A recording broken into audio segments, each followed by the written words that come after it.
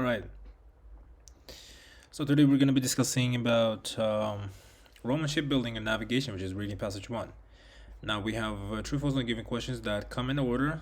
Let me first actually fix this thing here so that we can easily navigate. Now, there we go. I think close that.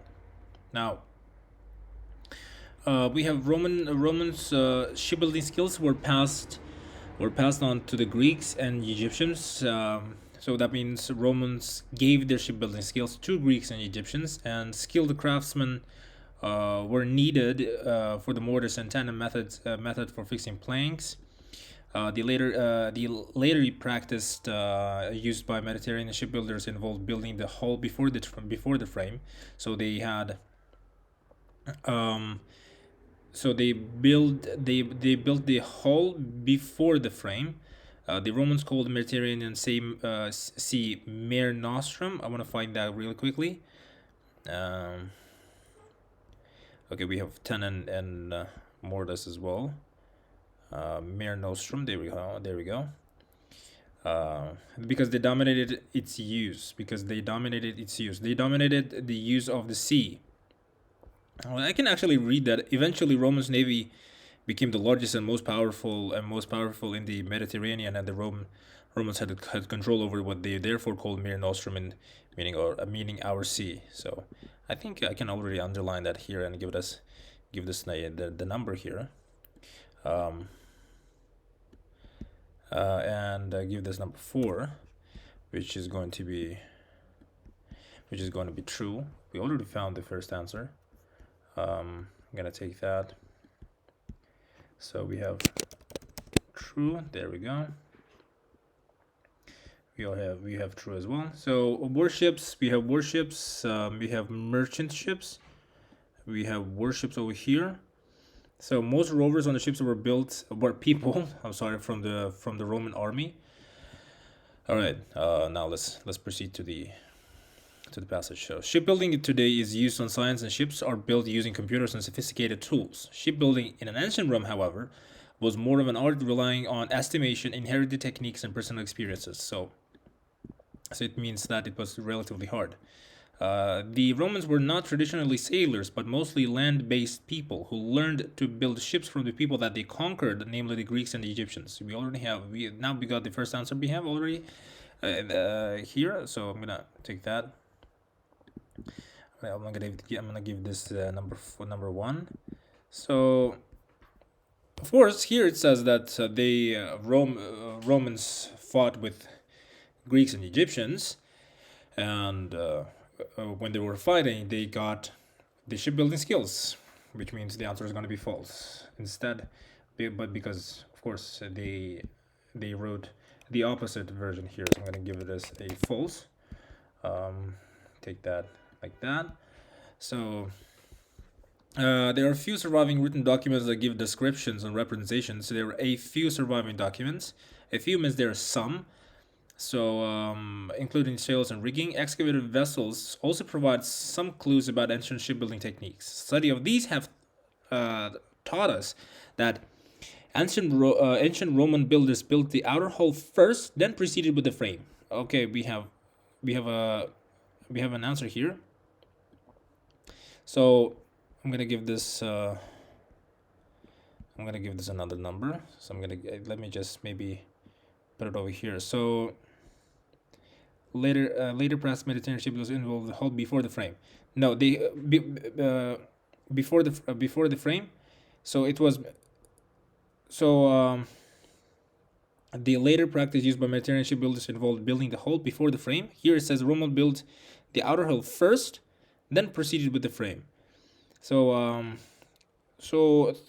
build the hull before the frame, then proceeded with the frame, right? Before the frame. And the rest of the ships. Planks used, I think the later practice used by Mediterranean. A shift to another shipbuilding city used city, which consisted of building the frame first. Oh my god, look at that. We made a mistake here. My bad, guys. Here, it's Mediterranean. I did not pay attention to that one. Mediterranean happens sometimes, guys. And then proceeding with the hull over here. So now we got the answer here. So which is going to be is false. Question number, whoops, can I take that? Thank you. Can I take that over here and like this and give this number 3? All right. Right, let me just decrease that as well in size. All right, but question number 2 seems like it's going to be not given. Not given. We'll take that as well and put that there. Here another false. We're going to take that as well. Give it a false. Okay, now wonderful. Because they're not saying anything that Mortis and Tennant involved fixing planks. They're not saying anything that they needed some sort of an expert or a professional to perform that task of fixing planks. So this method was more systematic and dramatically shortened ship construction times. The ancient Romans built large merchant ships and warships whose size and technology were unequaled until the 16th century CE. Okay, so I'm gonna take that in advance. Now, I don't find the question number 5 just yet. Warships were built to be lightweight and very speedy. So warships were designed so that they were something and moved quickly. So they moved quickly means speedy. So they were lightweight. All right, I'm gonna take that. They were lightweight. They often remained afloat after battles and were able to sail close to land as they lacked any additional weight. A battering ram made of something was included in the design. So they were in the design for attacking. So we have answer here. I'm gonna take that. I will take that. They had to be able to sail near the coast, which is why they had no ballast or excess load and were built with long, narrow hull. They did not sink when damaged and often would lie crippled on the sea's surface, which means afloat, following naval battles. They had a bronze battering arm, which was used to pierce the timber holes or break the course of enemy vessels for attacking and damaging the timber and oars of enemy ships. So they had a bronze battering arm. So we have the answer here. So I'm gonna take that and put this. So lightweight is going to be question number 6 over here, and they had bronze battering arms. I'm gonna take another one and give this a number 7. Yeah, the answer is going to be bronze. So here I'm going to take that and give this a number bronze. There we go. Was included in the design for attacking and oars of enemy ships. Warships such as the trireme had rowers on 3 different something else. So trireme is over here. So there were many kinds of warship. The trireme was the dominant warship from the 7th to 4th century BCE, and it had rowers in the top, middle, and lower levels. So top is 1, middle is 2, lower means 3. Well, we have levels. We have 3 different levels and approximately 50 rowers in each bank. So we have another answer over here. We have this part. I'm gonna take that. I will give this a number 8. The answer is going to be levels. Levels, right? 3 different levels. We already have plurals. The answer is not going to be bank. Each bank is singular, but here it's saying had rowers on 3 different. 3 different means it should be a plural noun. So the answer is going to be levels. So unlike warships, merchant ships had a broad something that lay far below the surface. The rowers at the bottom had the most uncomfortable position, as they were under the other rowers and were exposed to the water entering through the oar holes. It is worth noting that contrary to popular perception, rowers were not slaves but mostly Roman citizens enrolled in the military. Okay, there we go. We have another answer here. So we have most rover ships on ships were able to were people from the Roman army. So the answer is going to be true. So again, there we go. So exactly, because they had they're saying that they were not slaves but people that were enrolled in the military in Rome, so Roman citizens, right? So the trireme was superseded by large ships with even more rowers. So merchant ships were built to transport lots of cargo over long distances and at a reasonable cost. They had a wider hull. They had a broad. So we have that as well. We have uh, hull that lay far below the surface of the sea. Merchant ships were steered through the water with the help of large rudders and tiller bar. They had both square and something. So I'm gonna take that.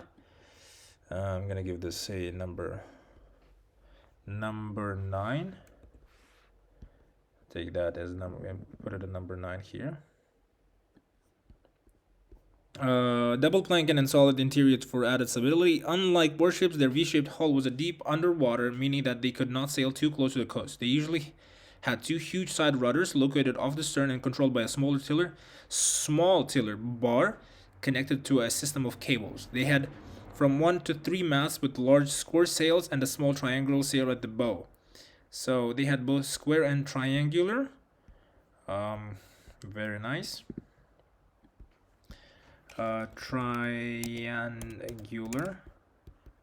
Triangular sails on merchant ships and warships. Something was used to ensure rowers moved their oars in and out of the water at the same time.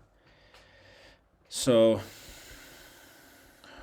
we have this part of the answer over here. I'm gonna give this a. This is going to be question number 10. So it's going to be 10. Just like warships, merchants used oarsmen, but coordinating the hundreds of rowers in both types of ship was not an easy task. In order to assist them, music would be played on an instrument, and oars would then keep time with this. So oars would keep time with this. We have another answer here. Oars would keep time with this means that they in and out of the water at the same time. So at the same time means it would keep time with this. So it's gonna be 11 over here. So the music was played. So the answer here is going to be music. So I'm gonna take music. Quantities of agricultural goods, such as something, were transported by merchant ships to 2 main ports in Italy. The cargo on merchant ships included raw materials, iron bars, copper, and marble, and granite, and agricultural products, for example, grain from Egypt's Nile Valley. We have agricultural goods such as grain. We have grain. Were transported by merchant ship to 2 main ports in Italy. The ships were pulled to the shore by something. So over here we have another answer. So we're gonna take that and give this number 12. So there we go. Goods from all over the world would come to the city through the port of Pozzuoli, situated west of the Bay of Naples in Italy, and through the gigantic port of Ostia, situated at the mouth of the Tiber River. Large merchant ships would approach the destination port and, just like today, be intercepted by a number of towboats that would drag them to the quay. Drag them means pull them. So pull them. They were pulled by towboats. They were pulled by towboats. I'm gonna take that. Boats. There we go. Yeah, guys, we officially finished we finished, I guess, all of them. So just forgot to give this the number. It's gonna be answer number 13. Take that and give this a 13 over here. So yeah, there you go, guys. Thank you very much for watching. If you have any questions, make sure to comment down below. If you think I also made a mistake, that would be very helpful. That would be very helpful, and I would really appreciate if you just find the mistakes and make sure to input that correct answer in the comments. And also, if you found it helpful, make sure to comment down. If you didn't subscribe as well. So yeah, I will see you on the next episode. So bye bye for now.